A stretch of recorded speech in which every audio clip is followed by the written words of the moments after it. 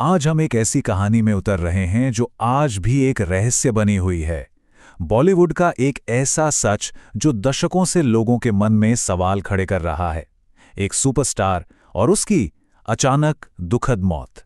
चलिए देखते हैं कि इस मामले की तह में आखिर है क्या। सोचिए, सिर्फ 19 साल की उम्र कामयाबी कदम चूम रही है और फिर अचानक सब खत्म। आखिर ऐसा कैसे हो सकता है? यही सवाल है जो आज तक इतने सालों बाद भी सबको परेशान करता है। तारीख थी 5 अप्रैल 1993। एक ऐसी तारीख जिसने जैसे सब कुछ रोक दिया। बस एक पल और बॉलीवुड ने अपना एक सबसे होनहार, सबसे चमकता सितारा हमेशा के लिए खो दिया। तो इस पूरी कहानी को समझने के लिए हमें चलना होगा ठीक उसी जगह पर जहां ये सब कुछ हुआ, मुंबई के वर्सोवा में तुलसी अपार्टमेंट्स। और वहां एक बहुत ही जरूरी बात पता चली कि उस अपार्टमेंट की खिड़कियों पर कोई ग्रिल, कोई सेफ्टी ग्रिल नहीं थी। ये एक छोटी सी डिटेल लगती है ना, पर ये इस पूरी कहानी का एक बहुत ही अहम हिस्सा है। अब उनकी मौत के बाद ना, दो अलग अलग थ्योरीज सामने आईं। दो बिल्कुल अलग कहानियां। क्या ये सिर्फ एक दुखद हादसा था या फिर इसके पीछे कोई गहरी साजिश थी? सच क्या था आखिर?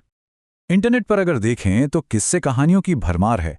सब एक सोची समझी साजिश की तरफ इशारा करते हैं, लेकिन एक ऐसा शख्स भी था जो वहां मौजूद था और उसकी कहानी इन सब थ्योरीज से बिल्कुल अलग है।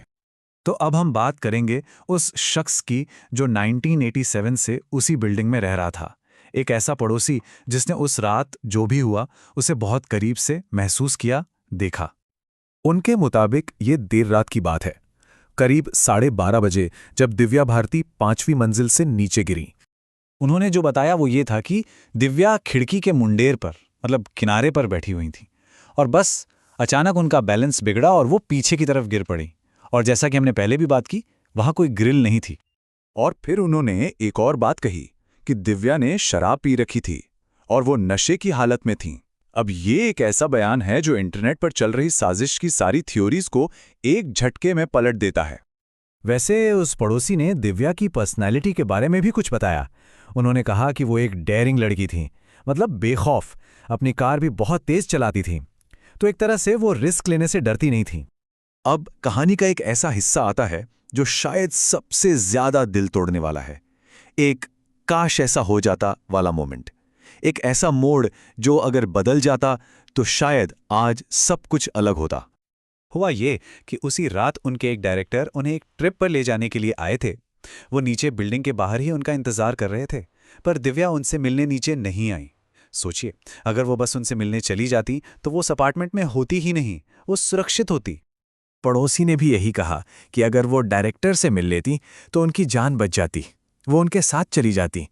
मतलब जिंदगी और मौत के बीच बस कुछ मिनटों का फासला था।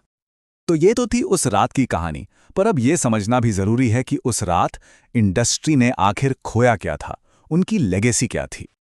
19 साल, इस उम्र में तो लोगों का करियर ठीक से शुरू भी नहीं होता और उन्होंने वो सब कुछ हासिल कर लिया था जिसका लोग सिर्फ सपना ही देख पाते हैं।